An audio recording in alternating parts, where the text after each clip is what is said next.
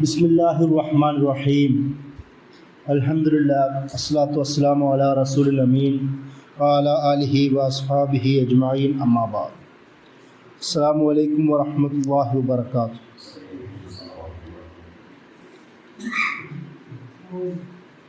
മുഹറം മാസവും അതിൻ്റെ സവിശേഷതകളെയും കുറിച്ചാണ് നമ്മൾ സംസാരിക്കുന്നത്. ഇസ്ലാമിക ചരിത്രത്തിൽ ഒരുപാട് അനുഭവങ്ങളുള്ള, സമരങ്ങളുടെ പശ്ചാത്തലമുള്ള, അത് നബി സല്ലല്ലാഹു അലൈഹി വസല്ലമയ്ക്ക് മുമ്പ് തന്നെ തുടങ്ങുന്ന, ഇബ്രാഹിം നബി അലൈഹി ഇസ്ലാമയോടുകൂടി തന്നെ തുടങ്ങുന്ന, ഒരുപാട് ഇസ്രായേലി പ്രവാചകന്മാരുടെ സാന്നിധ്യമുള്ള, പിന്നീട് നബി സല്ലല്ലാഹു അലൈഹി വസല്ലമയുടെ ജീവിതത്തിലും അതിനുശേഷവും ഇസ്ലാമിക ചരിത്രത്തിൽ ഒരുപാട് സംഭവവികാസങ്ങൾ നിറഞ്ഞ ഒരു മാസമാണ് മുഹറം മാസം. ഈ ഒരു ആമുഖം ഞാൻ പറയാൻ കാരണം, മുഹറം മാസത്തെക്കുറിച്ച് നമ്മൾ പൊതുവേ സംസാരിക്കുമ്പോൾ ആദ്യം നമ്മുടെ മനസ്സിൽ വരിക മൂസാ അലൈഹി ഇസ്ലാമുമായി ബന്ധപ്പെട്ട സംഭവങ്ങളാണ്. പക്ഷേ നബി സല്ലല്ലാഹു അലൈഹി വസല്ലമയ്ക്ക് ശേഷം ഇസ്ലാമിക ലോകത്ത് മുഹറം എന്നത് ഒരു വലിയ സെക്ടേറിയൻ ഡിവിഷന് കാരണമായി മാറി. മുഹറം എന്ന ചരിത്രം മുസ്ലിം സമുദായത്തെ രണ്ടായി വിഭജിക്കുന്നതിലേക്ക് പോലും എത്തിച്ച സംഭവങ്ങളും ഉണ്ടായ മാസമാണ്. പക്ഷേ പണ്ഡിതന്മാർ ആ സംഭവങ്ങളെ, പ്രത്യേകിച്ച് ഞാൻ കർബലയുമായി ബന്ധപ്പെട്ട സംഭവങ്ങളെയാണ് ഉദ്ദേശിക്കുന്നത്, ആ സംഭവങ്ങളെ മുഹറം മാസത്തിൽ ചർച്ച ചെയ്യേണ്ടതില്ല എന്ന് പറയുന്ന നിരീക്ഷണം പോലും പിൽക്കാലത്ത് രൂപപ്പെട്ടു. അതിൻ്റെ ഒരു രാഷ്ട്രീയ പശ്ചാത്തലം ഞാൻ ക്ലാസ്സിൽ സംസാരിക്കാം. അപ്പോൾ ഇതിൽ മുഹറം മാസത്തിൽ ഒരുപാട് വിഷയങ്ങളുണ്ട്. ഒന്നാമത്, അല്ലാഹു സുബ്ഹാനഹു വ തആല ആദരിച്ച മാസം എന്ന് പറയുന്ന ഒരു ചർച്ച അതിലൊരു ഭാഗമാണ്. മാസങ്ങളിൽ ഒന്ന് എന്നതാണ് അതിൻ്റെ ഒരു പ്രത്യേകത. രണ്ടാമത്, മൂസാ അലൈഹി ഇസ്ലാമുമായി ബന്ധപ്പെട്ട, ഇബ്രാഹിം നബി അലൈഹി ഇസ്ലാമിൽ തുടങ്ങിയ അവസാനം മൂസാ അലൈഹി ഇസ്ലാമിലേക്ക് എത്തുകയും ഇസ്രായേലി സമൂഹത്തിൻ്റെ വിമോചനവുമായി ബന്ധപ്പെട്ട ചർച്ചയാണ് രണ്ടാമത്തെ ചർച്ച. മൂന്നാമത്, ഹിജ്റയുമായി ബന്ധപ്പെട്ട നബി സല്ലല്ലാഹു അലൈഹി വസല്ലമയുടെ ജീവിതത്തിൽ കണക്ട് ചെയ്ത വിഷയമാണ് മൂന്നാമത്തെ. അതല്ലാതെ തന്നെ ഹിജ്റയ്ക്ക് മുമ്പും മുഹറത്തിലെ നോമ്പ് നബി സല്ലല്ലാഹു അലൈഹി വസല്ലമയുടെ ജീവിതത്തിൽ ഉണ്ടായിരുന്നതും അതുമായി ബന്ധപ്പെട്ട മറ്റൊരു ആത്മീയമായ വിഷയവും അതിൽ കടന്നു വരുന്നുണ്ട്. അവസാനം എന്ന നിലയിൽ മുസ്ലിം സമുദായത്തിൽ ഉണ്ടായ വിള്ളലുകൾക്ക് മുഹറം മാസത്തിലെ സംഭവവികാസങ്ങൾ കാരണമായി എന്നതാണ് അവസാനം അതിലുള്ള ചർച്ച. ഇങ്ങനെ 4ഓളം പ്രധാനപ്പെട്ട ചർച്ചകൾ മുഹറം മാസവുമായി ബന്ധപ്പെട്ടുണ്ട്. നമ്മൾ അതെല്ലാം ചേർത്തുകൊണ്ടായിരിക്കാം നമ്മൾ ഇൻഷാ അല്ലാഹ് ഇന്ന് സംസാരിക്കാൻ പോകുന്നത്. അതിലൊന്ന്, മുഹറം മാസത്തിൻ്റെ ഒരു പ്രത്യേകത എന്നത് അല്ലാഹു സുബ്ഹാനഹു വ തആല തന്നെ പറയുന്നുണ്ട്. മുഹറം മാസത്തെ അല്ലാഹു പ്രത്യേകം എടുത്ത് പറയുന്നത്, മുഹറം മാസം എന്ന് പറയുന്നത് അല്ലാഹു എണ്ണിയ മാസങ്ങളിൽ ഒന്നായിട്ടാണ്. ഖുർആൻ തന്നെ പറയുന്നുണ്ട്, ഇന്ന ഇദ്ദത ശുഹൂരി ഇൻദല്ലാഹി 12 ശഹറൻ ഫി കിതാബില്ലാഹ്. അള്ളാഹുവിൻ്റെ കിതാബിൽ മാസം എന്നത് 12 മാസങ്ങളാണ് എന്ന് എണ്ണി പറഞ്ഞുകൊണ്ട് അല്ലാഹു സുബ്ഹാനഹു വ തആല അത് പറയുന്നത് നമുക്ക് കാണുവാൻ കഴിയും. അതായത് സൂറത്ത് തൗബയിൽ അത് വിശദീകരിക്കുന്നുണ്ട്. 12 മാസങ്ങളിൽ ഒന്നാണ് ഏത്? മുഹറം മാസം. നബി സല്ലല്ലാഹു അലൈഹി വസല്ലം മുഹറം മാസത്തെ അള്ളാഹുവിൻ്റെ ഷഹറുല്ലാഹ് എന്ന രീതിയിൽ വിശദീകരിക്കുന്നത് കാണാം. അള്ളാഹുവിൻ്റെ മാസം എന്ന രീതിയിൽ. അപ്പോൾ മുഹറം മാസത്തിൽ പരിശുദ്ധ ഖുർആൻ പല ഭാഗങ്ങളിലും പറഞ്ഞതുപോലെ അള്ളാഹുവിൻ്റെ ചിഹ്നങ്ങളിൽ പെട്ടതാണ് മുഹറം മാസം. അള്ളാഹു തന്നെ പറയുന്നുണ്ട്, അത് വമൻ യുഅദ്ദിമു എന്ന രീതിയിൽ അള്ളാഹുവിൻ്റെ വമൻ യുഅദ്ദിമു ശആയിറല്ലാഹി ഫഇന്നഹാ മിൻ തഖ്വൽ ഖുലൂബ്. അള്ളാഹുവിൻ്റെ ചിഹ്നങ്ങളെ ബഹുമാനിക്കുന്നവൻ അത് തഖ്വയുടെ ഭാഗമായിട്ട്, ഹൃദയങ്ങളിലെ തഖ്വയുടെ ഭാഗമായിട്ട് അള്ളാഹു വിശദീകരിക്കുന്നുണ്ട്. അതായത് അല്ലാഹു സുബ്ഹാനഹു വ തആല മാസങ്ങളുടെ കാര്യം പറഞ്ഞതിന് ശേഷം, ഹജ്ജുമായി ബന്ധപ്പെട്ട വിശദീകരണങ്ങളൊക്കെ പറഞ്ഞതിന് ശേഷം, അത് അള്ളാഹുവിൻ്റെ സിംബലുകളാണ്, അള്ളാഹുവിൻ്റെ അടയാളങ്ങളാണ്, അത് ആദരിക്കുന്നത് തഖ്വയുടെ ഭാഗമാണ് എന്ന് ഖുർആൻ പറയുന്നുണ്ട്. അപ്പം മുഹറം മാസം, ദുൽഖഅദ്, ദുൽഹജ്ജ്, മുഹറം, റജബ് എന്നീ മാസങ്ങളെയാണല്ലോ 4 ശ്രേഷ്ഠവനമായ മാസങ്ങളെന്നും ഇബ്രാഹിം നബി അലൈഹി ഇസ്ലാമോട് കൂടി പിന്നീട് ജാഹിലിയ കാലവും അതിനുശേഷം നബി സല്ലല്ലാഹു അലൈഹി വസല്ലമയുടെ കാലം മുതൽ ഇന്ന് വരെയും നമ്മൾ മനസ്സിലാക്കുന്നത്. ഈ മാസത്തിലൊന്നായ മുഹറം മാസത്തെയും ആദരിക്കുകയും ബഹുമാനിക്കുകയും ചെയ്യുന്നത് അത് അള്ളാഹുവിനോടുള്ള ആദരവിൻ്റെ ഭാഗമായും നമ്മുടെ തഖ്വയുടെ ഭാഗമായുമായിട്ടാണ് അള്ളാഹു സുബ്ഹാനഹു വ തആല ഖുർആനിൽ തന്നെ വിശദീകരിക്കുന്നത്.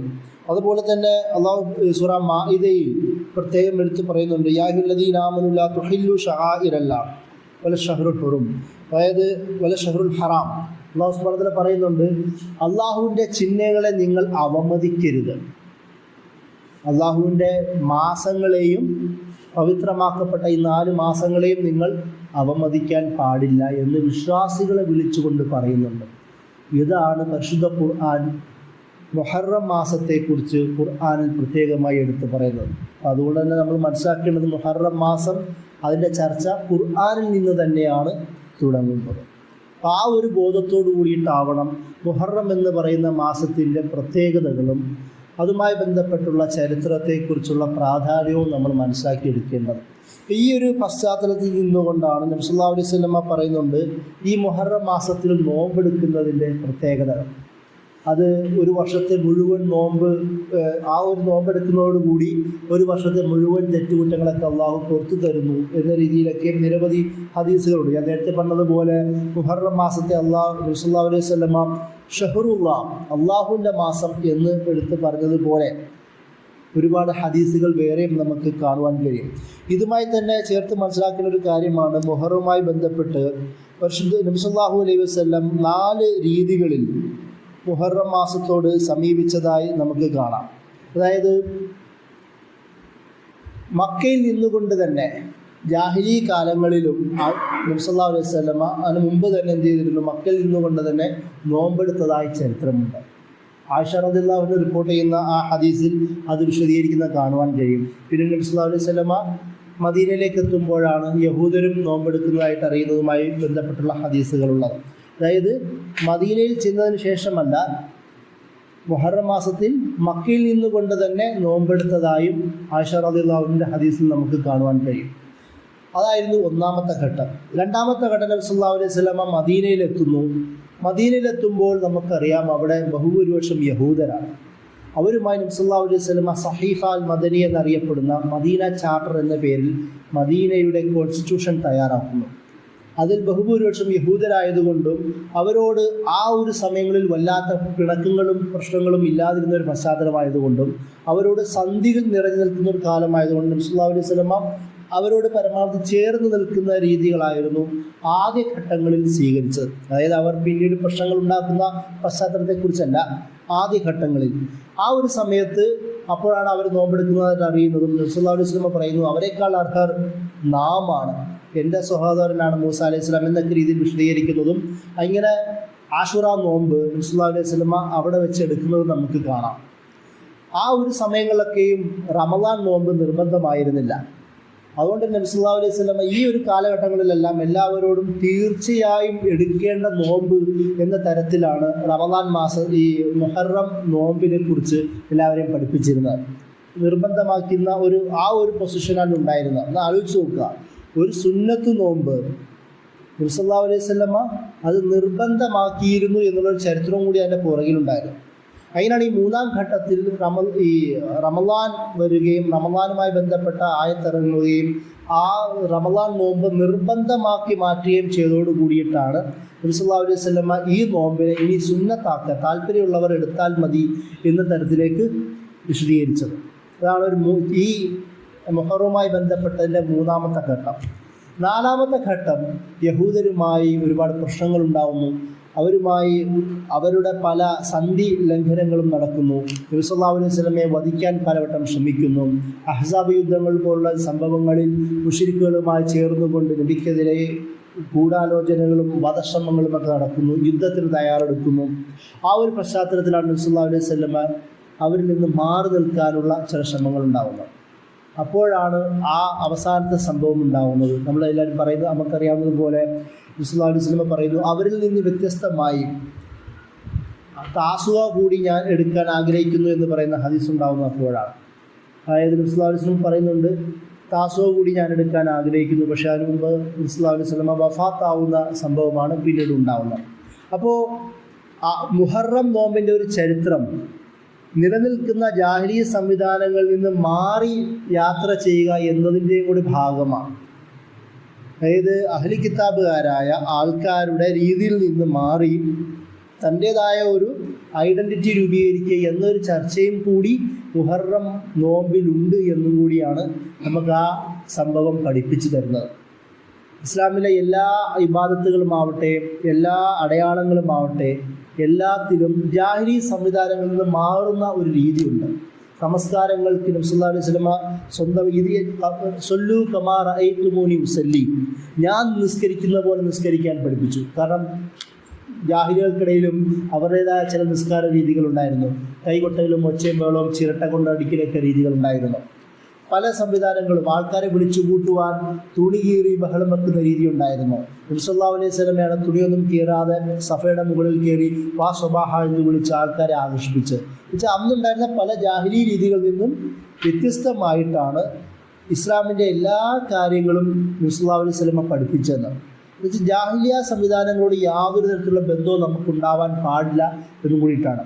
ഹജ്ജിൻ്റെ ചരിത്രം നമുക്കറിയാം. ഹജ്ജിലും പലതരത്തിലുള്ള ജാഹിലി രീതികളുണ്ടായിരുന്നു. നബി സല്ലല്ലാഹു അലൈഹി വസല്ലമ ഒരേ ഒരു ഹജ്ജേ ചെയ്തിട്ടുള്ളൂ. ആ ഹജ്ജ് പോലും ആദ്യം അബൂബക്കർ റളിയല്ലാഹു അൻഹുവിനെയും ബിലാൽ അടക്കമുള്ള സംഘത്തെയും അയച്ച് ആ ഉണ്ടായിരുന്ന ഹജ്ജിനെ ഒന്ന് ശുദ്ധീകരിച്ചതിന് ശേഷം മാത്രമാണ് നബി സല്ലല്ലാഹു അലൈഹി വസല്ലമ കഅബയിലേക്ക് എത്തുന്നത് ഹജ്ജിന് വേണ്ടി. അതായത് ഒരു തരത്തിലുള്ള ജാഹിലി ഇടപാടുകളും നമ്മുടെ ഇബാദത്തുകളിലോ വിശ്വാസിയുടെ ഇടപാടുകളിലോ പാടില്ല എന്നതും കൂടിയിട്ടാണ് മുഹറം നോമ്പിൻ്റെ ചരിത്രം നമ്മളെ സൂചിപ്പിക്കുന്നത്. ഇതാണ് ഹദീസുമായി ബന്ധപ്പെട്ട മുഹറത്തിൻ്റെ 4 ഘട്ടങ്ങളെക്കുറിച്ചുള്ള ചർച്ചകൾ.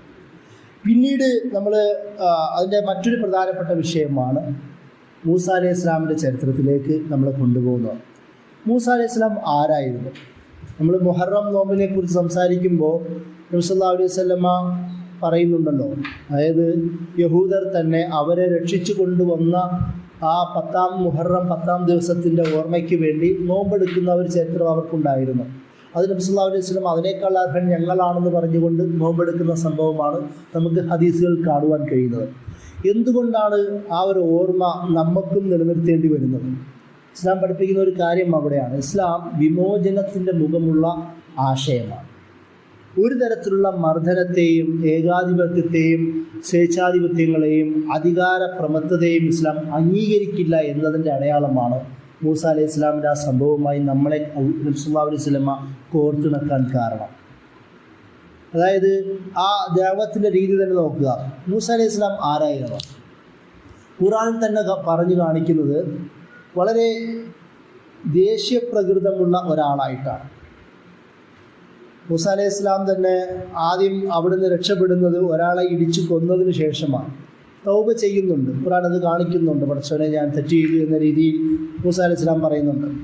പിന്നീട് പോകുന്ന വഴി വെള്ളം കൊടുക്കാനുള്ള സമയത്ത് ആട്ടിടയന്മാരുമായി ഇടയുന്ന സംഭവം ബൈബിൾ വിശദീകരിക്കുന്നുണ്ട്. പെണ്ണുങ്ങൾ വെള്ളം കൊടുക്കാൻ തടഞ്ഞുകൊണ്ട് അവർ വെള്ളം എടുക്കുന്നതിനെ ബൈബിൾ വിശദീകരിക്കുന്ന സീനുണ്ട്. അവിടെ അവരുമായി അടികൂടി എന്ന് പറയുന്ന ചില വിശദീകരണങ്ങൾ ബൈബിളിൽ കാണാം, ഖുർആനിൽ അത് വിശദീകരിക്കുന്നില്ലെങ്കിലും.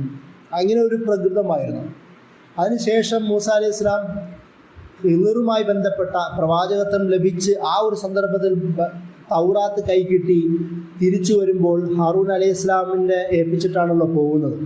നോക്കുമ്പോൾ തൻ്റെ അനുയായികൾ പശുക്കുട്ടീനെ ഉണ്ടാക്കി വെച്ച് ആരാധിക്കുന്ന സീനാണ് കാണുന്നത്.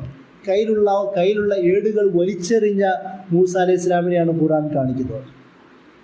എന്നിട്ട് ജ്യേഷ്ഠനായ 3 വയസ്സ് മൂത്ത ആളെന്നാണ് ബൈബിൾ വിശദീകരിക്കുന്നത്. ജ്യേഷ്ഠനായ ഹാറൂൻ നബി അലൈഹി ഇസ്ലാമിൻ്റെ താടിക്ക് കയറി പിടിച്ചിട്ട് വളരെ എന്താ ഇങ്ങനെ ചെയ്തതെന്ന് ചോദിക്കുന്ന മൂസ അലൈഹി ഇസ്ലാമിനെ കാണിക്കുന്നുണ്ട്. ബൈബിളിൽ ചവിട്ടി താഴെയിട്ടുന്നൊക്കെ കഥകൾ കാണാം. ബൈബിൾ കുറച്ച് വിശദമായിട്ടാണ് വിശദീകരിക്കുന്നത്. അതിനുശേഷവും പിന്നീടും ഹിളറുമായി ബന്ധപ്പെട്ട സംഭവമുണ്ട്. മൂസ അലൈഹി ഇസ്ലാമിൻ്റെ ഈ ക്ഷമയെ ഒന്ന് മെരുക്കിയെടുക്കുവാൻ അള്ളാഹു അയച്ച ഹിളർ എന്ന് പറയുന്ന ഒരു കഥാപാത്രം. പല സന്ദർഭങ്ങളും ഹിളർ ആദ്യമേ പറയുന്നുണ്ട്. ഹിളറിനെക്കുറിച്ച് വലിയാണെന്നും മലക്കാണെന്നും നബിയാണെന്നും പലതരം ചർച്ചകൾ കിതാബുകൾ കാണാം. പക്ഷെ ഖുർആൻ അങ്ങനെയൊന്നും പരാമർശിക്കുന്നില്ല. ഒരാളെ അയച്ചു എന്ന് മാത്രമേ പറയുന്നുള്ളൂ. ഒരു ട്രെയിനർ എന്ന രീതിയിലായിരിക്കാം ഒരു പക്ഷേ. ആ സന്ദർഭങ്ങളിലൊക്കെ ഞാൻ ചെയ്യുന്നതിനോട് എന്നോട് ചോദിക്കാൻ പാടില്ല എന്ന് പറയുമ്പോഴും ഹിളർ ചെയ്യുന്ന എല്ലാത്തിനും ക്ഷമ കെട്ട് ഇതെന്താ ഇങ്ങനെ ചോദിക്കുന്നത് കാണാം. അവസാനം ഇതാ നമ്മൾ തമ്മിൽ പിരിയുന്നു എന്ന രീതിയിൽ പിരിഞ്ഞു പോകുന്ന ഒരു ചരിത്രമാണുള്ളത്. മൂസ അലൈഹി ഇസ്ലാമിൻ്റെ ഓരോ സ്റ്റെപ്പുകളെ ഖുർആനിൽ ഇങ്ങനെ വിശദമായി വിശദീകരിക്കുന്നുണ്ട്. ഖുർആൻ ഏറ്റവും കൂടുതൽ പരാമർശിച്ച പ്രവാചകനും മൂസ അലൈഹി ഇസ്ലാം തന്നെയാണ്. ഏറ്റവും കൂടുതൽ പരാമർശിച്ച പ്രവാചകനും മൂസ അലൈഹി ഇസ്ലാം തന്നെയാണ്. ഒരുപക്ഷെ ഇങ്ങനെയൊക്കെയുള്ള ഒരു മനുഷ്യൻ്റെ എങ്ങനെയാണ് പരുവപ്പെടേണ്ടത് എന്ന് കാണിക്കുവാൻ വേണ്ടിയിട്ടാവാം, എങ്ങനെയാണ് നിരന്തരം ഒരാളുടെ സ്വഭാവത്തെ ശരിയാക്കുവാൻ നിരന്തര ട്രെയിനിങ് വേണം എന്നുള്ളൊരു ബോധവും കൂടി ഒരുപക്ഷെ ഖുർആൻ തരുന്നത് എന്തുകൊണ്ടാവാം ഈ കാര്യങ്ങളൊക്കെയും ഖുർആൻ പഠിപ്പിക്കുന്നത്. ഞാൻ പറഞ്ഞു വരുന്നത്, ആ ഒരു പ്രവാചകൻ പിന്നീട് തിരിച്ച് ഫിറൗൻ്റെ അടുത്തേക്ക് പോകുന്നതിന് മുമ്പ് ഒരു പ്രാർത്ഥന പ്രാർത്ഥിക്കുന്നുണ്ട്. റബ്ബ് ഇശ്റഹ് ലി സദ്രി വയസ്സിർ ലി അംരി വഹ്ലുൽ ഉഖ്ദതം മിൻ ലിസാനി യഫ്ഖഹു ഖൗലി. വിമോചനത്തിന് തയ്യാറെടുക്കുന്ന, സമരത്തിന് തയ്യാറെടുക്കുന്ന, അധികാരികളെയും അക്രമികളെയും നേരിടാൻ തയ്യാറെടുക്കുന്ന ഒരാൾ എപ്പോഴും, അല്ലെങ്കിൽ ഒരു കൂട്ടം എപ്പോഴും ചിന്തിക്കേണ്ട, മനസ്സിൽ വെക്കേണ്ട പ്രാർത്ഥനയാണ് ആ പ്രാർത്ഥന. നമ്മൾ നിരന്തരം പ്രാർത്ഥിക്കാറുണ്ട്. എന്താണ് ആ പ്രാർത്ഥന അർത്ഥം? പടച്ചവനെ, എനിക്ക് നീ റബ്ബ് ഇശ്റഹ് ലി സദ്രി, എനിക്ക് നീ ഹൃദയവിശാലത തരണമേ. ഞാൻ നേരിടാൻ പോകുന്ന വ്യക്തി, സംഭവം, ജനക്കൂട്ടം, നാട്, പ്രശ്നം എല്ലാത്തിനെയും നേരിടാനുള്ള ഉൾക്കരുത്ത് എനിക്ക് തരണമേ. പലവിധ പ്രശ്നങ്ങളുണ്ടാകുമ്പോഴും അതിനെ ഹൃദയവിശാലതയോട് സ്വീകരിക്കാനുള്ള ഒരു കഴിവ് നീ എനിക്ക് തരണമേ എന്നാണ് ആദ്യത്തെ പ്രാർത്ഥന. സമരത്തിന് മുൻപറ്റുമ്പോൾ സമരത്തിൽ കേടുപാടുകൾ ഉണ്ടാവും, പ്രശ്നങ്ങൾ നേരിടും, അത് നേരിടാനുള്ള കപ്പാസിറ്റി എനിക്ക് തരണമേ എന്നാണ് ആദ്യം പ്രാർത്ഥിക്കുന്നത്. പിന്നെ പറഞ്ഞു യസ്ർ ലി അംരി, ആ ചെയ്യാൻ പോകുന്ന പണി പടച്ചവനെ നീ എനിക്ക് എളുപ്പമാക്കി തരണമേ എന്നുള്ളതാണ് രണ്ടാമത്. മൂന്നാമത്, എളുപ്പമാക്കി തന്നാൽ മാത്രം പോരാ, വഹ്ലുൽ ഉഖ്ദതം മിൻ ലിസാനി യഫ്ഖഹു ഖൗലി. രണ്ട് കാര്യങ്ങൾ. അതിൽ മൂന്നാമത്തെ കാര്യം, ഞാൻ കുറച്ച് കാര്യങ്ങൾ അവരെ ബോധിപ്പിക്കാൻ പോവുകയാണ്. ബോധിപ്പിക്കണമെങ്കിൽ എൻ്റെ നാക്കിൻ്റെ കെട്ടഴിച്ച് തരണം. എനിക്ക് വ്യക്തമായി ജനങ്ങൾക്ക് മുമ്പിൽ പറഞ്ഞു കൊടുക്കാൻ കഴിയണം, അവരെ ബോധിപ്പിക്കാൻ കഴിയണം. യഫ്ഖഹു ഖൗലി, ഇനി ഞാൻ പറഞ്ഞാൽ മാത്രം പോരാ, പറയുന്നത് എൻ്റെ മുമ്പിലുള്ള അഭിസംബോധകർക്ക്, ജനങ്ങൾക്ക് വ്യക്തമായി മനസ്സിലാക്കുകയും വേണം. ഞാൻ എന്തോ പറഞ്ഞു അവരെന്തോ കേട്ടു എന്ന രീതിയിലാവാൻ പാടില്ല. ഞാൻ ഏറ്റെടുത്ത ഉത്തരവാദിത്തം വേണ്ട രീതിയിൽ ഭംഗിയായി പൂർത്തീകരിക്കാനുള്ള കെൽപ്പ് നീ എനിക്ക് തരണമേ എന്നാണ് ആ പ്രാർത്ഥനയുടെ മുഴുവൻ അർത്ഥം. അതായത് ഒരു സമരത്തിന് ഇറങ്ങിപ്പോകുന്ന ഒരാളുടെ മനസ്സിലുണ്ടാവേണ്ടത് പ്രാർത്ഥനയാണ്. രണ്ടാമത്, അതിനുള്ള തയ്യാറെടുപ്പാണ്. ഞാൻ ചെയ്യാൻ പോകുന്നുണ്ട്, അതിന് നീ എൻ്റെ കൂടെ ഉണ്ടാവണമേ എന്നുള്ള പ്രാർത്ഥനാ ബോധമാണ്.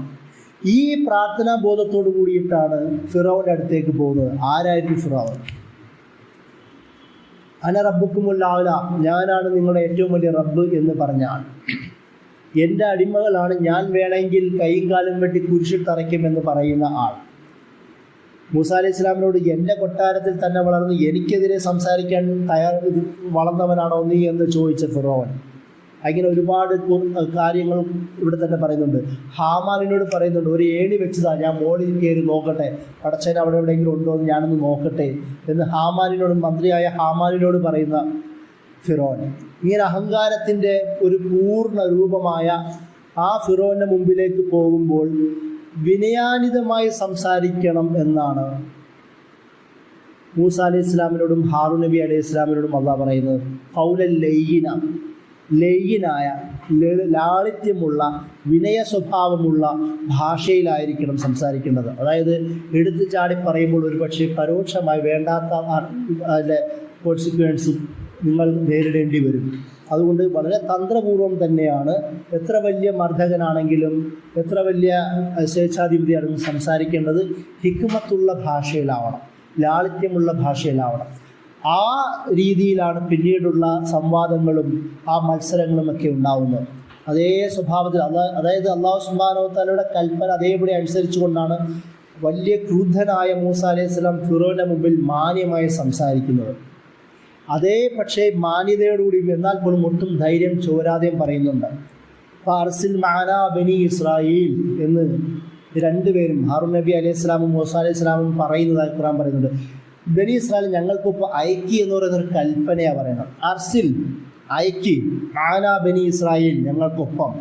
അതായത് ഒന്ന് വിട്ടുതരൂ എന്ന് പറയുന്ന ഒരു അപേക്ഷയല്ല, മാന്യമായി സംസാരിക്കുന്നതോടൊപ്പം തന്നെ ധൈര്യപൂർവ്വം നേരിടാനുള്ള കെൽപ്പും കൂടി ഉണ്ടാവണം എന്നാണ് ആ സംഭവത്തിൽ പറയുന്നത്.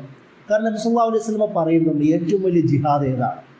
ഏറ്റവും ശ്രേഷ്ഠപരമായ ജിഹാദ്, അഫ്ദൽ ജിഹാദ് എന്ന് പറയുന്നത് കലിമത്ത് ഹഖിൻ ഇൻദ സുൽത്താനിൻ ജാഹിർ, അല്ലെങ്കിൽ കലിമത്ത് ആദിലിൻ ഇൻദ സുൽത്താനിൻ ജാഹിർ. പലതരം റിപ്പോർട്ടുകളുണ്ട്. അക്രമിയായ ഭരണാധികാരിയുടെ മുമ്പിൽ സത്യത്തിൻ്റെ വാക്ക് അല്ലെങ്കിൽ നീതിയുടെ വാക്ക് പറയുന്നതാണ് ഏറ്റവും മഹത്തരമായ ജിഹാദ് എന്ന് നബി സല്ലല്ലാഹു അലൈഹി വസല്ലം പഠിപ്പിക്കുന്നുണ്ട്.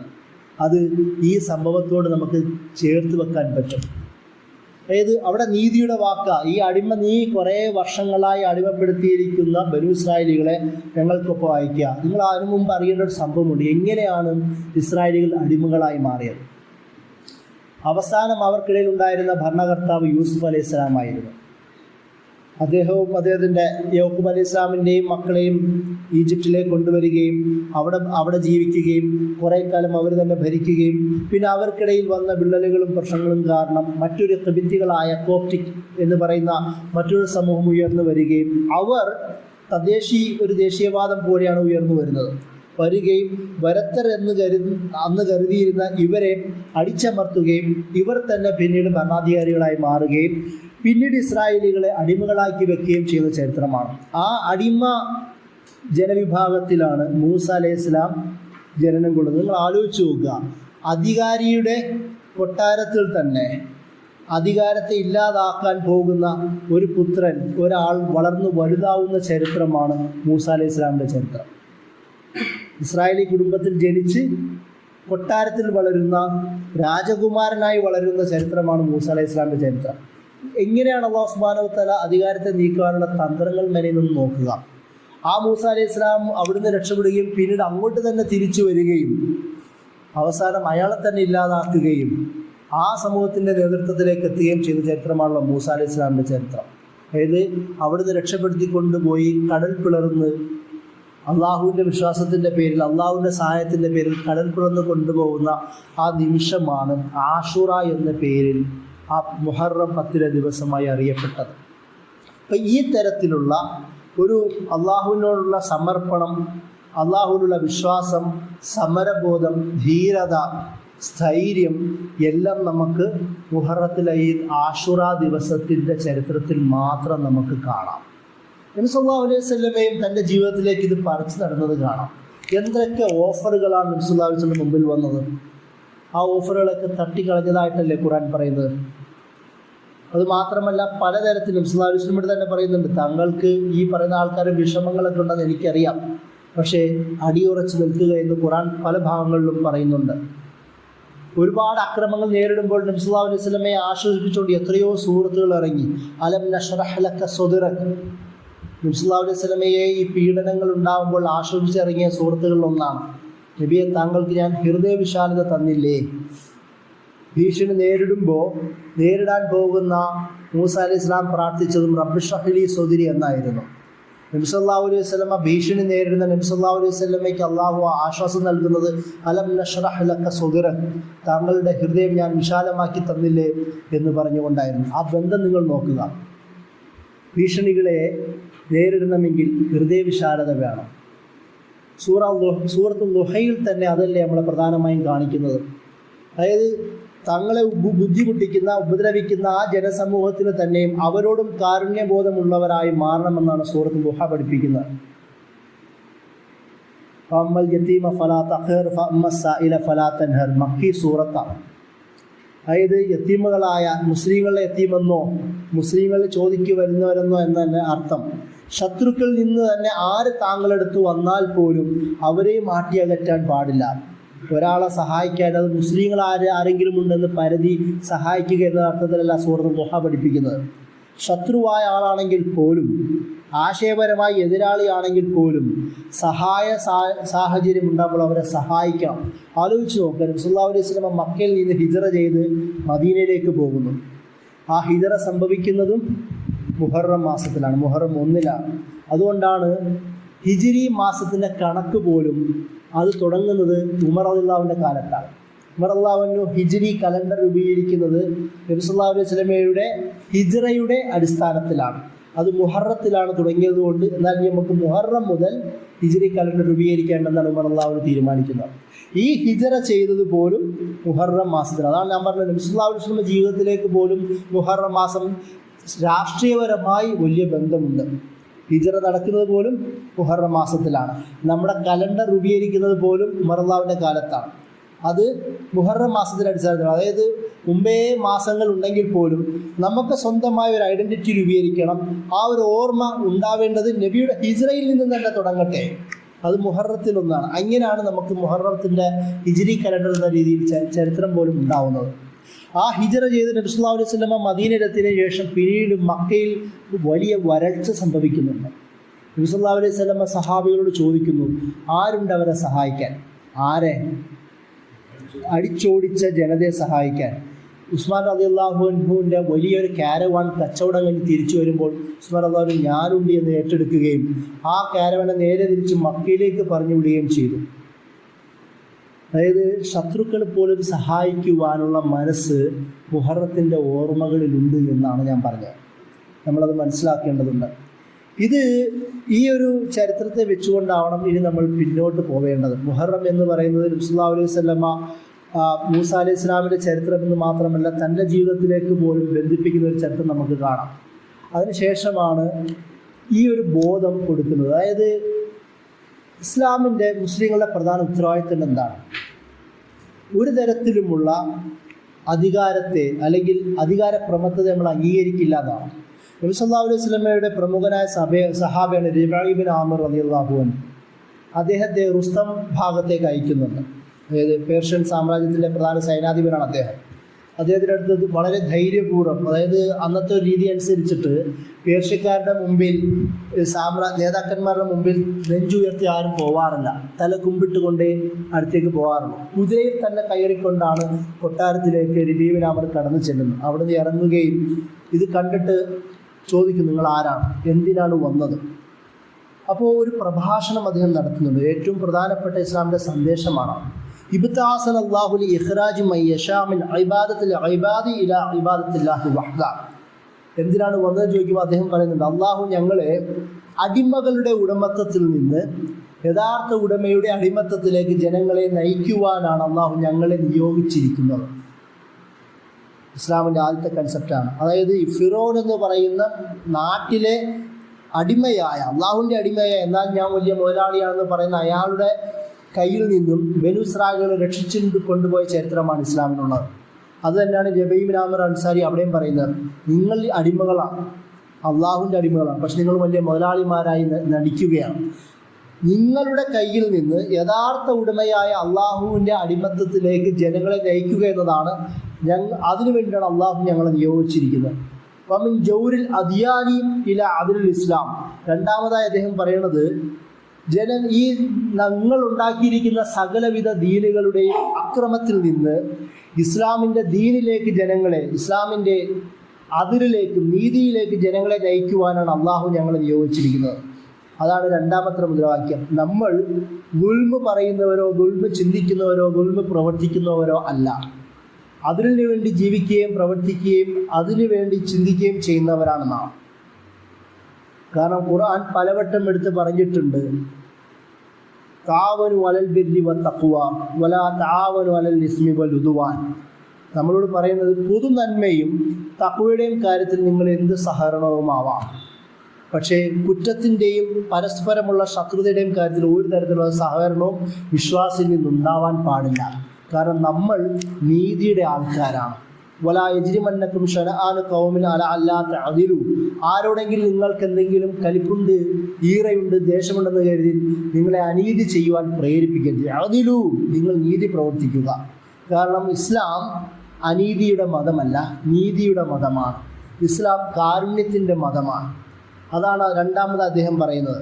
മൂന്നാമത് പറയുന്നത് മമിൻ ലീഖി ദുനിയ ഇലാ സഅത്തി ദുനിയ വൽ ആഖിറ. മൂന്നാമതായി അദ്ദേഹം പറയുന്നത്, ഈ ദുനിയാവിൽ നിങ്ങളെല്ലാവരും കൂടി ഉണ്ടാക്കിയെടുത്ത സകലവിധ കുടിസതയിൽ നിന്നും ഈ ദുനിയാവിൻ്റെയും പരലോകത്തിൻ്റെയും വിശാലതയിലേക്ക് ജനങ്ങളെ നയിക്കുവാനാണ് അള്ളാഹു ഞങ്ങളെ അയച്ചിരിക്കുന്നതെന്ന് റുസ്തമിൻ്റെ മുമ്പിൽ നെഞ്ചുയർത്തി പറയാൻ പ്രേരിപ്പിക്കുന്നത് ഇതേപോലുള്ള ആശയങ്ങളാണ്. അതായത് ഇസ്ലാം എന്ന് പറയുന്നത് ആരുടെ മുമ്പിൽ അള്ളാഹുവിൻ്റെ മുമ്പിൽ മാത്രം കുമ്പിടുന്നവരാണ്, വേറെ ആരുടെ മുമ്പിൽ കുമ്പിടാത്തവരാണ്, സറണ്ടർ ചെയ്യാത്തവർ. അതുകൊണ്ടാണ് മുസ്ലിം എന്ന് പറഞ്ഞാൽ അള്ളാഹുവിന് സറണ്ടർ ചെയ്യുന്നവൻ എന്നാണ് അതിൻ്റെ അർത്ഥം, വേറെ ആർക്കും കീഴ്വണങ്ങുന്നവൻ എന്നല്ല അതിൻ്റെ അർത്ഥം.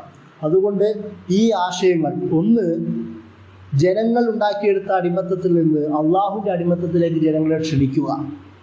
രണ്ടാമത്, സകലവിധ അന്ധവിശ്വാസങ്ങളിൽ നിന്നും എല്ലാ തരത്തിലുമുള്ള ഇസങ്ങളുടെയും അക്രമങ്ങളിൽ നിന്നും ഇസ്ലാമിൻ്റെ നീതിയിലേക്ക് ജനങ്ങളെ ക്ഷണിക്കുക. മൂന്നാമത്, ജനങ്ങളും നാട്ടുകാരും എല്ലാവരും ഉണ്ടാക്കി വെച്ച കുടിസതയിൽ നിന്ന് ഈ ദുനിയാവിൻ്റെയും പരലോകത്തിൻ്റെയും വിശാലതയിലേക്ക് ക്ഷണിക്കുക. മുഹറത്തിൻ്റെ മറ്റൊരാശയം അതാണ്. ഇതാണ് നബി സല്ലല്ലാഹു അലൈഹി വസല്ലമ സഹാബികൾക്ക് പഠിപ്പിച്ചു കൊടുത്തത്. അതുകൊണ്ടാണ് ആ സഹാബി റബീഉ ബിൻ ആമിർ അൻസാരി റളിയല്ലാഹു അൻഹു റുസ്തമിൻ്റെ മുമ്പിൽ അങ്ങനെ പറയാൻ അവരെ പ്രേരിപ്പിച്ചത്. നിങ്ങൾ ആലോചിച്ച് നോക്കുക, ആദ്യത്തെ ഹിജ്റയിൽ തന്നെ മക്കയിൽ വെച്ച് തന്നെ ഈ സംഭവം ഉണ്ടാകുന്നുണ്ട്. അബസീനിയയിലേക്ക് പോകുന്ന ആ സംഭവത്തിൽ നജാഷി കാര്യങ്ങൾ ചോദിക്കുന്നുണ്ടല്ലോ. അപ്പോൾ ജാഫർ ബിൻ അബി താലിബ് റളിയല്ലാഹു അൻഹു ആണ് നജാഷിക്ക് മുമ്പിൽ പ്രഭാഷണം നടത്തുന്നത്. അദ്ദേഹം എന്താണ് പറയുന്നത്? ഞങ്ങൾ പണ്ട് ജാഹിലി കാലത്തായിരുന്നു, ഞങ്ങൾ വേണ്ടാത്ത എല്ലാ കുറ്റങ്ങളും ചെയ്യുമായിരുന്നു, ഞങ്ങൾ സകലവിധ ജിനയും ഖത്ലുകളും ഉപദ്രവങ്ങളും കൊലപാതകങ്ങളും സകലവിധ അധാർമിക പ്രവർത്തനം ചെയ്യുമായിരുന്നു. അപ്പോഴാണ് റസൂൽ ഞങ്ങൾക്കിടയിൽ വന്നത്, ഞങ്ങളുടെ സകലവിധ ജഹാലത്തിൽ നിന്ന് ഞങ്ങളെ മോചിപ്പിച്ചത്, ഞങ്ങൾക്ക് ശരിയായ വഴി കാണിച്ചു തന്നത്. അതായത് ഇസ്ലാമിൻ്റെ ഒരു ലക്ഷ്യം എന്ന് പറയുന്നത്, ഞാൻ മുഹറത്തെക്കുറിച്ച് നമ്മൾ ചിന്തിക്കുമ്പോൾ എങ്ങനെയാണ് നമ്മുടെ ജീവിതത്തിലേക്ക് അത് ബന്ധപ്പെടുന്നതെന്ന് പറയാൻ വേണ്ടിയിട്ടാണ്.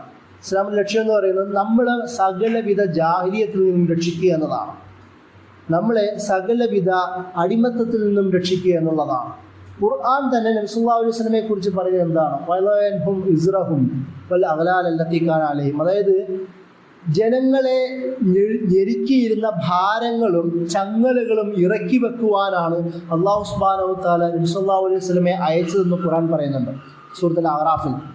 ഈ ചങ്ങലകൾ പൊട്ടിച്ചെറിയുന്ന, അടിമത്തത്തിൻ്റെ ചങ്ങലകൾ പൊട്ടിച്ചെറിയുന്ന, മറ്റു പല ഭാരങ്ങളും മുതുകിലേറ്റി വെച്ചിരിക്കുന്ന അതൊക്കെയും മാറ്റി സാന്ത്വനം നൽകുവാൻ അല്ലാഹു സുബ്ഹാനഹു വ തആല അയച്ച ആളാണ് നബി സല്ലല്ലാഹു അലൈഹി വസല്ലം. അതുകൊണ്ടാണ് വമാ അർസൽനാക ഇല്ലാ റഹ്മത്തൻ ലിൽ ആലമീൻ എന്ന് പറഞ്ഞത്. ബുദ്ധിമുട്ട് കൊടുക്കാനല്ല, റഹ്മത്ത് നൽകുവാനാണ് നബി വന്നത്, റഹ്മത്ത് നൽകുവാനാണ് ഇസ്ലാമും ഉള്ളത്. അതുകൊണ്ടാണ് ഖുറാനെ കുറിച്ച് തന്നെ പറയുന്നത് യുരീദുല്ലാഹു ബിക്കുമുൽ ഉസ്ർ. അല്ലാഹു സുബ്ഹാനഹു വ തആല പറഞ്ഞത് എന്താ? നിങ്ങൾക്ക് എളുപ്പമാണ് ഉദ്ദേശിക്കുന്നത്, പ്രയാസമല്ല.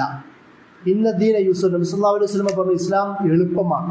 ഈ ഒരു ആശയങ്ങളൊക്കെ രൂപപ്പെടുന്നത് എന്തുകൊണ്ടാണ്? അതായത് നമ്മൾ മുഹറത്തെക്കുറിച്ച് ആലോചിക്കുമ്പോൾ മുഹറം ഇസ്ലാം ഒരു വിമോചക മുഖമാണ് പഠിപ്പിക്കുന്നതെങ്കിൽ നമ്മുടെ മുമ്പിലുള്ള ഇസ്ലാം അതാണോ എന്നും കൂടി നമ്മൾ ചിന്തിക്കേണ്ടതുണ്ട്. അതുകൊണ്ടാണ് നമ്മൾ ഈ ചർച്ചകൾ ഇതിൽ ഉൾപ്പെടുത്തേണ്ടി വരുന്നത്.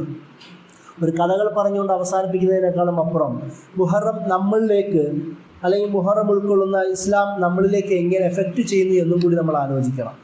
ഇസ്ലാം നമ്മളെ ഞെരുക്കുന്ന സകലവിധ പ്രയാസങ്ങളിൽ നിന്നും ഒരു വിമുക്തി തരുന്ന പ്രത്യയശാസ്ത്രമാണ്, ആശയമാണ്, സംവിധാനമാണ്. ആ ഒരു ബോധം നമ്മളിൽ ഉണ്ടാവണം. ഇസ്ലാം നമ്മളെ പ്രയാസപ്പെടുത്താനല്ല. നബി സല്ലല്ലാഹു അലൈഹി വസല്ലം സഹാബികളെ വിവിധ ഭാഗങ്ങളിലേക്ക് അയക്കുമ്പോൾ, പ്രത്യേകിച്ച് മുആദ് ബിൻ ജബലിനെ പോലുള്ള റളിയല്ലാഹു അൻഹു അവരെയൊക്കെ അയക്കുമ്പോൾ യസ്സിറ വലാ തുഅസ്സിറ ബശ്ശിറ വലാ തുനഫിറ, അവരോട് പറയുന്നുണ്ട്, നിങ്ങൾ നാട്ടുകാർക്ക് എളുപ്പമുണ്ടാക്കി കൊടുക്കുക, പ്രയാസമുണ്ടാക്കരുത്. അവർക്ക് സന്തോഷ വർത്തമാനം പറഞ്ഞു കൊടുക്കുക, അവരെ വെറുപ്പിക്കരുത്. അതായത് മുഹറം എന്നത് ആൾക്കാരെ ഒരു പ്രയാസത്തിൽ നിന്ന് രക്ഷിച്ചു കൊണ്ടുവരുമ്പോൾ പിന്നെ മറ്റൊരു പ്രയാസത്തിലേക്കല്ല കൊണ്ടുപോകേണ്ടത്, അവരെ എളുപ്പത്തിലേക്കാണ് കൊണ്ടുപോകേണ്ടത്. അവരുടെ പ്രയാസങ്ങൾ മാറ്റി സൗഖ്യത്തിലേക്കാണ് കൊണ്ടുപോകേണ്ടത്. അതാണ് ഇസ്ലാം പഠിപ്പിക്കുകയും ചെയ്യുന്നത്. ഇതാണ് നമുക്ക് നബി സല്ലല്ലാഹു അലൈഹി വസല്ലമയുടെ ജീവിതത്തിലും ഒക്കെ ഈ മുഹറവുമായി ബന്ധപ്പെട്ട് കാണുവാൻ കഴിയുന്നത്. ഇതിൻ്റെ ഞാൻ പറഞ്ഞ പോലെ അവസാന 4-ാമത്തെ ഭാഗമാണ് കർബലയുമായി ബന്ധപ്പെട്ട സംഭവം. അതിനൊരു ഫിഖ്ഹി ചർച്ചയുണ്ട്. ചില പണ്ഡിതന്മാർ പറയുന്നു, ഈ മുഹറത്തെ കുറിച്ച് സംസാരിക്കുമ്പോൾ കർബല നിങ്ങൾ പറയാൻ പാടില്ല. അതങ്ങനെ പറയാനുള്ള കാരണം എന്തെന്ന് വെച്ചാൽ ഇതൊരു ഷിയഈ വിഷയമായി ഒരു കാലത്ത് മാറ്റപ്പെട്ടു. എന്നിട്ട് ഇതിൻ്റെ പേരിൽ സ്വഹാബികളായ പലരെയും തെറിവിളിക്കുന്ന അവസ്ഥയിലേക്ക് ചരിത്രം മാറി. മുആവിയ റളിയല്ലാഹു അൻഹു സ്വഹാബിയാണ്. അലി റളിയല്ലാഹുവിനെതിരെ യുദ്ധം നയിച്ചു എന്ന പേര് കൊണ്ട് മാത്രം മുആവിയ റളിയല്ലാഹു അൻഹു തെറിവിളിക്കപ്പെടുന്ന ലഅനത്തുല്ലാഹി അലൈഹി എന്ന പേരിൽ പോലും ആൾക്കാർ പ്രാർത്ഥിക്കുന്ന അവസ്ഥയിലേക്ക് ചരിത്രം മാറ്റപ്പെട്ടു. അദ്ദേഹത്തിൻ്റെ മകനാണ് യസീദ്. അപ്പോൾ സ്വാഭാവികമായും ശപിക്കപ്പെട്ടവൻ്റെ മകൻ ശപിക്കപ്പെട്ടവൻ തന്നെ എന്ന രീതിയിലേക്ക് ചരിത്രരചന മാറി. അപ്പോൾ ഇതൊക്കെ ഇങ്ങനെ മാറിയതോടുകൂടി അഹ്ലുസുന്നത്തിലെ പണ്ഡിതന്മാർ അവരെഴുതി, നിങ്ങൾ ഒരിക്കലും മുഹറമത്തിൻ്റെ ചർച്ചയിൽ കർബല സംഭവം ഉൾപ്പെടുത്തരുത്. ഇനി അഥവാ നിങ്ങൾക്ക് ഇമാം ഹുസൈൻ റളിയല്ലാഹു അൻഹുവിൻ്റെ ഷഹാദത്തിനെ കുറിച്ച് പറയണമെങ്കിൽ ബാക്കിയുള്ള സ്വഹാബിമാരുടെയും ഷഹാദത്തിൻ്റെ കൂടെ പറഞ്ഞോളൂ. ആ രീതിയിലേക്ക് പോലും ചർച്ചകളെത്തി. കാരണം എന്താണ്, ഇദ്ദേഹത്തിൻ്റെ ഷഹാദത്തിനെ കുറിച്ച് മാത്രം പറയുമ്പോൾ ചർച്ചകൾ കാട് കയറി അവസാനം സ്വഹാബിയായ മുആവിയ റളിയല്ലാഹു അൻഹുവിൻ്റെ പേര് പോലും ശപിക്കപ്പെട്ട തരത്തിൽ പരാമർശിക്കുന്ന ഒരു അവസ്ഥയിലേക്ക് എത്തും എന്ന രീതിയിൽ അവർ ചിന്തിച്ചു. സംഭവം ഒരു ചരിത്രപരമായ യാഥാർത്ഥ്യവുമായിരുന്നു, അങ്ങനെ സംഭവിച്ചിട്ടുണ്ട്. അതിൻ്റെ കൂടെ നമ്മൾ മനസ്സിലാക്കേണ്ടത്, നിങ്ങൾക്ക് എല്ലാവർക്കും അറിയാം, ഇമാം ഹുസൈൻ അദ്ദേഹത്തെ വധിക്കപ്പെടുന്നത് മുആവിയ റളിയല്ലാഹുവിൻ്റെ മകൻ യസീദിൻ്റെ കാലത്താണ്. അതുകൊണ്ട് തന്നെ യസീദ് ചരിത്രത്തിൽ വലിയ വില്ലനായിട്ടാണ്, പ്രത്യേകിച്ച് ചരിത്രകാരന്മാർക്കിടയിലും ഈവൻ നമ്മളുടെ അഹ്ലുസുന്നത്തിലെ സുന്നി ചരിത്രകാരന്മാർക്കിടയിലും മഹാന്മാരായ പണ്ഡിതന്മാരുടെ രചനകളിൽ പോലും യസീദ് വില്ലനാണ്. അപ്പോൾ അതുകൊണ്ട് പണ്ഡിതന്മാർ ആ ഒരു വിഷയത്തിൽ 3 അഭിപ്രായങ്ങളിലെത്തി. 3 രീതികളാണ് നമുക്ക് സുന്നി പണ്ഡിതന്മാരിൽ പോലും കാണുവാൻ കഴിയുന്നത്. ഒരു വിഭാഗം യസീദിനെ കുഴപ്പമില്ല എന്ന രീതിയിൽ പിന്തുണയ്ക്കുന്ന ആൾക്കാരാണ്, യസീദ് അല്ല കുറ്റക്കാരൻ എന്ന് പറഞ്ഞ ആൾക്കാരാണ്. മറ്റൊരു വിഭാഗം യസീദാണ് കുറ്റക്കാരൻ, അതുകൊണ്ട് യസീദിനെ ഫാസിഖ് എന്നൊക്കെ തരത്തിലുള്ള പദങ്ങൾ, അധർമ്മി, ധാർഷ്ട്യക്കാരൻ, തെമ്മാടി എന്നുള്ള പദങ്ങൾ പോലും ഉപയോഗിക്കുന്ന ചില പണ്ഡിതന്മാർ, സുന്നി പണ്ഡിതന്മാർ തന്നെയുണ്ട്. മൂന്നാമതായി ഒരു വിഭാഗം നമ്മൾ എതിർക്കുകയും വേണ്ട പുകഴ്ത്തുകയും വേണ്ട എന്ന രീതിയിൽ മൂന്നാമത്തെ സമീപനം സ്വീകരിച്ച പണ്ഡിതന്മാരെ നമുക്ക് ഇസ്ലാമിക ചരിത്രത്തിൽ കാണുവാൻ കഴിയും. ഇത് ഞാൻ പ്രത്യേകം പറയാൻ കാരണം ഇമാം ഹുസൈൻ്റെ സംഭവത്തിൽ ഏറ്റവും കൂടുതൽ വില്ലനൈസ് ചെയ്യപ്പെട്ടത് യസീദ് തന്നെയാണ്. ചരിത്രത്തിൽ യസീദിനെ ഒരുപാട് ഉയർത്തി പറയുന്ന കാര്യങ്ങളുണ്ട്. യസീദ് വില്ലനായിരുന്നു. സ്വഭാവപരമായി ചരിത്രകാരന്മാർക്കിടയിൽ യസീദ് കള്ളുകുടിയനായ അധാർമികനായ ഒരാളൊക്കെ ആയിട്ടാണ് ചിത്രീകരിക്കുന്നത്. അല്ലെങ്കിൽ ഒരു വില്ലനാവുമ്പോൾ അയാൾക്കുണ്ടാവേണ്ട ഒരുപാട് ഗുണങ്ങൾ വേണമല്ലോ, ആ തരത്തിലാണ് വിശദീകരിക്കുന്നത്. പക്ഷേ സുന്നി ചരിത്രകാരന്മാർക്കിടയിൽ ഇദ്ദേഹത്തെ അനുകൂലിക്കുന്ന ചരിത്രകാരന്മാർ കുറേ പൗരുഷങ്ങൾ എടുത്ത് പറയുന്നുണ്ട്. അതിൽ പ്രധാനം, അദ്ദേഹം മുആവിയ റളിയല്ലാഹു എങ്ങാനും ഇദ്ദേഹത്തെ അടുത്ത ഭരണാധികാരിയായി തീരുമാനിച്ചില്ലായിരുന്നുവെങ്കിൽ താബികളിൽ എണ്ണേണ്ട ഒരാളായിരുന്നു എന്ന് അദ്ദേഹത്തെക്കുറിച്ച് ചരിത്രകാരന്മാർ പറയുന്നുണ്ട്. താബികളിൽ, സ്വഹാബികൾക്ക് ശേഷമുള്ള താബികളിൽ എണ്ണേണ്ട ഒരാളായിരുന്നു, നല്ല ചരിത്രബോധമുള്ള, ഖുർആനെ കുറിച്ചും ഇസ്ലാമിനെ കുറിച്ചൊക്കെ നല്ല ബോധമുള്ള ഒരാളായിരുന്നു അത്രേ എന്ന് എഴുതുന്നുണ്ട്. എന്ന് മാത്രമല്ല 313 സഹാബികൾ അദ്ദേഹത്തിൻ്റെ കാലത്ത് ജീവിച്ചിരുന്നു. Abdullah bin Abbas, Abdullah bin Umar, Abdullah bin Zubair അടക്കമുള്ള വേറെയും ഒരുപാട് സഹാബികൾ അദ്ദേഹത്തിൻ്റെ കാലത്ത് ജീവിച്ചിരുന്നു. പലപ്പോഴും അവർക്ക് ഇമാമത്ത് നിൽക്കുന്ന ചരിത്രം പോലും അദ്ദേഹത്തിൻ്റെ ജീവിതത്തിലുണ്ട്. അദ്ദേഹം ഭരണാധികാരിയായിരുന്ന ഭാഗത്ത് ഗവർണറായും മറ്റും ജോലി ചെയ്തിട്ടുണ്ട്. ആ ഭാഗത്തൊക്കെയും അവരുടെ ഡ്യൂട്ടി എന്താണ്? വെറും ഒരു സൈന്യത്തിൻ്റെ നേതൃത്വം മാത്രമായിരുന്നില്ല, ജനങ്ങളുടെ ഇമാമത്ത് പോലും അവരുടെ നേതൃത്വമായിരുന്നു. അപ്പോൾ യസീദ് ഇവർക്കും ഇമാമായി നിൽക്കുന്ന ചരിത്രം പോലുമുണ്ട്.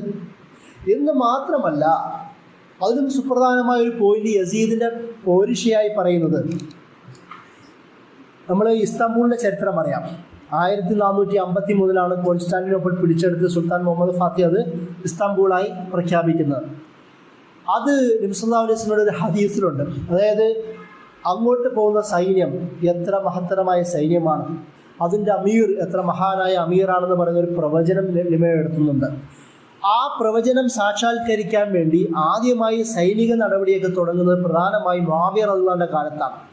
ആ സൈന്യത്തിൻ്റെ ജനറലായിരുന്നു യസീദ്.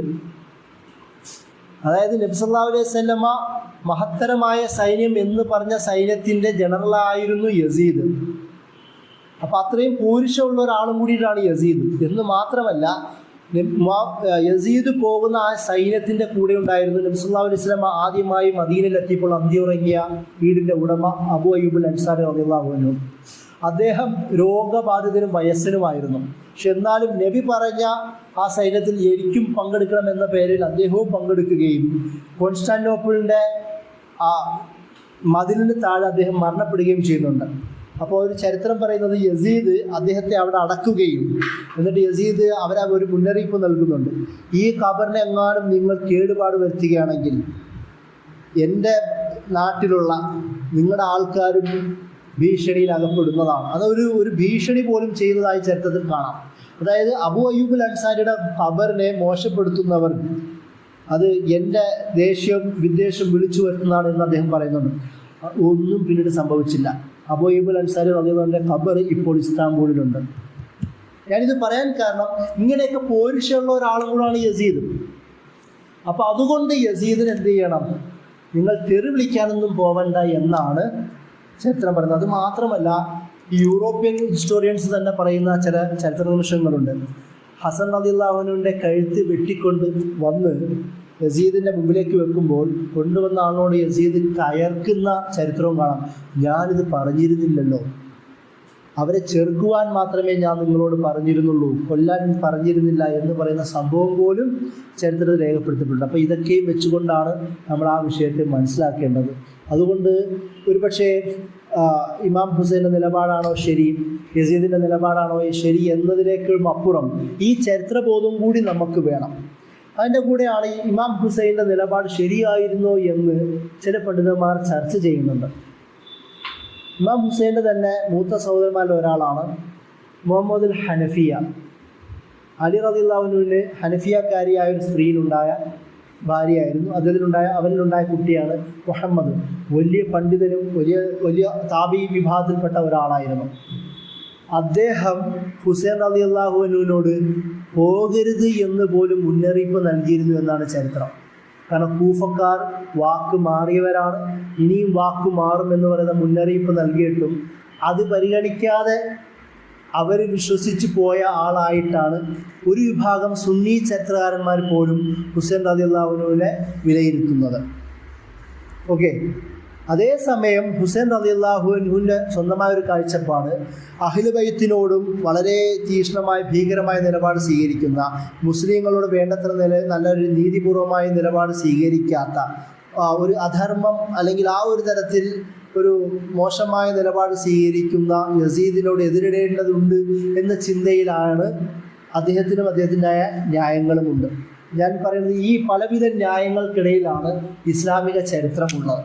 മുഹറത്തിൽ ഞാൻ നേരത്തെ പറഞ്ഞതുപോലെ ഈ സംഭവം പറയണമോ വേണ്ടയോ എന്ന് ചരിത്രന്മാർ ചർച്ച ചെയ്തെങ്കിൽ പോലും മുഹറത്തിൻ്റെ ഒരു ഭാഗം എന്ന നിലയിൽ ഇതും കൂടി നമ്മുടെ മനസ്സിൽ ഉണ്ടാവേണ്ടതുണ്ട്, ഈ ഒരു ചർച്ചയും കൂടി. കാരണം ഇന്ന് മുഹറം ഏറ്റവും കൂടുതൽ ഓർക്കുന്നത് നോമ്പിനേക്കാളും ഈ സെക്ടേറിയൻ ഡൈമെൻഷനിലാണ്. അതുകൊണ്ടാണ് ഷീ വിഭാഗക്കാർ മുഹറം മാസത്തിൽ നല്ലതായ കാര്യങ്ങളൊക്കെ ഒഴിവാക്കി ദുഃഖാചരണത്തിന് മാത്രമായി തിരഞ്ഞെടുത്തത്.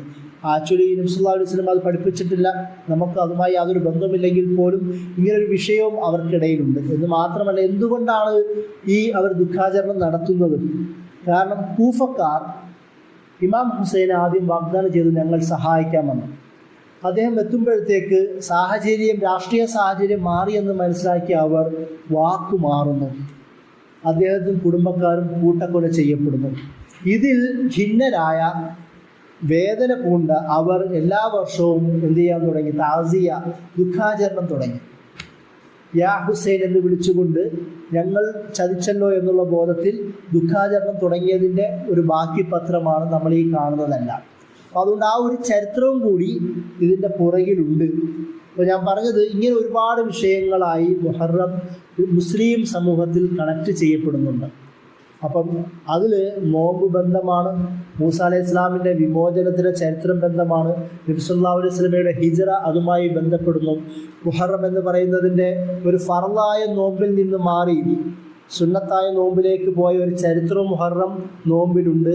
എന്ന് മാത്രമല്ല, ഒരു ജാഹിലി സംവിധാനത്തിൽ നിന്ന് മാറി 9 കൂടി ഞാൻ എടുക്കുമെന്ന് പറയുന്ന നബി സല്ലല്ലാഹു അലൈഹി വസല്ലമയുടെ ചരിത്രം, ജാഹിലിയത്തിൽ നിന്ന് മാറുന്ന ഒരാശയവും മുഹറം നോമ്പിലുണ്ട്. മുസ്ലിം സമൂഹത്തിൽ ഹിജ്റ എന്ന് പറയുന്ന കലണ്ടർ രൂപപ്പെടുന്നതിലേക്കും മുഹറം സാക്ഷിയാണ്. അതിൻ്റെ കൂടെ തന്നെ മുസ്ലിം സമൂഹത്തിൽ വിള്ളലുണ്ടാവുന്ന സംഭവവികാസങ്ങൾക്കും മുഹറം മാസം സാക്ഷിയാണ്. ഇങ്ങനെ നിരവധി ചർച്ചകളും വിഷയങ്ങളും അടങ്ങിയതാണ് മുഹറം മാസം. അതുകൊണ്ട് തന്നെ നമ്മൾ നേരത്തെ പറഞ്ഞതുപോലെ നമ്മൾ ഈ മാസത്തെക്കുറിച്ച് പറയുമ്പോൾ അതിൻ്റെ പവിത്രതയെ നമ്മൾ മാനിക്കണം. അല്ലാഹു സുബ്ഹാനഹു വ തആല പറഞ്ഞതുപോലെ അതിൻ്റെ പവിത്രതയെ മാനിക്കുന്നത് തഖ്വയുടെ ഭാഗമായിട്ട് പ്രത്യേകം എടുത്തു പറഞ്ഞു. അള്ളാഹുവിൻ്റെ അടയാളങ്ങളിൽ പെട്ടതാണ് മുഹറം മാസം, അതിനെ നിങ്ങൾ അവമതിക്കാൻ പാടില്ല എന്ന് പ്രത്യേകം കൽപ്പിച്ചു. അതുപോലെ നബി സല്ലല്ലാഹു അലൈഹി വസല്ലമ നമ്മുടെ ഒരു വർഷത്തെ മുഴുവനും പാപങ്ങളും പുറത്തു തരുന്നതാണ് മുഹറം മാസത്തെ നോമ്പുകളെന്നും പഠിപ്പിച്ചു.